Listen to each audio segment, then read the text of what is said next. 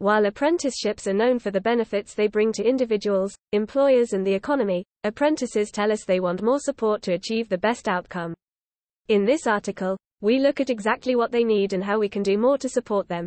Introduction. We know that apprenticeships play a crucial role in work-based learning. They provide learners with choice and opportunity to progress, help employers with recruiting and retaining diverse talent for their workforce, and boost our economy through increased productivity. So, given the benefits, why do many apprentices leave their programs before they've completed them, and what more can we do to support them to stay? In its report Apprenticeship Outcomes and Destinations, the St. Martin's Group evidenced that while there is benefit from participating in apprenticeships, completed apprentices are statistically more likely to achieve better outcomes than those who leave their programs early. And while we anticipate that completion rates will increase from their previous position when the Department for Education publishes 2022-23 data next month, a follow-up study this year by the St. Martin's Group of over 800 apprentice employers shows that only 1 in 3 reports completion rates of over 75%. So there's still a way to go. Challenges for apprentices. There are various reasons why apprentices don't complete, ranging from a mismatch of expectations to their relationship with their line manager to an extended duration or poor training provision. And of course, an apprenticeship is a job, and people leave jobs.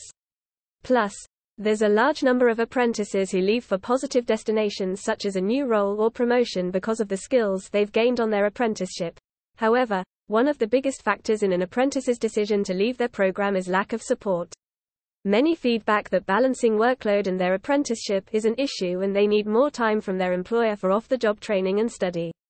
Employers in the St. Martin's Group study also stated this as one of the biggest barriers to completion, finding it challenging to provide what's needed due to operational and business pressures.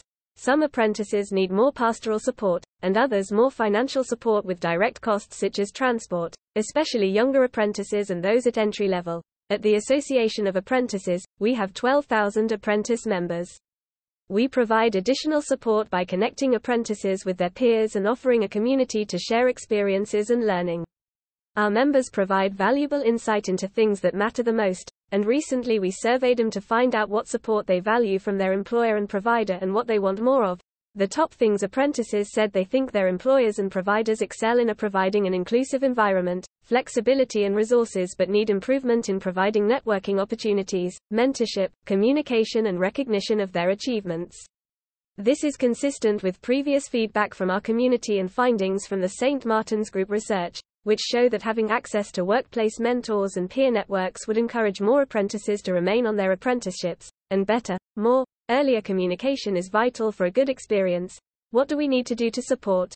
For me, first and foremost, we should look at the data that sits behind non-completers and continue to collate and monitor it regularly. And we should talk to apprentices about it.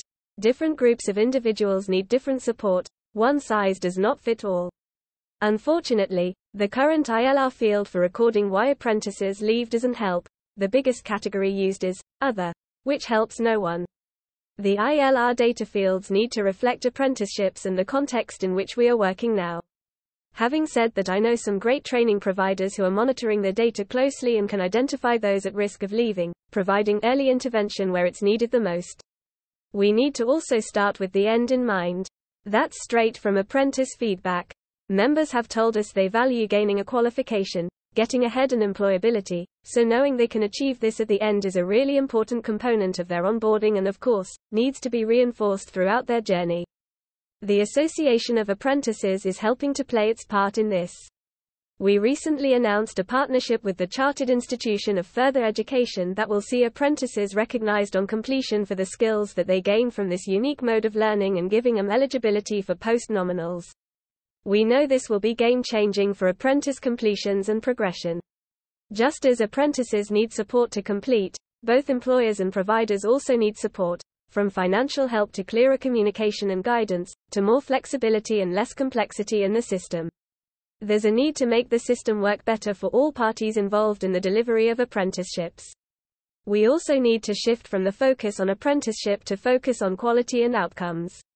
And to do this, we need to shout louder about the return on apprenticeship investment. In its survey, the St. Martin's Group found that employers unanimously value completions, not just as an end in itself, but as a means to achieving wider business benefits.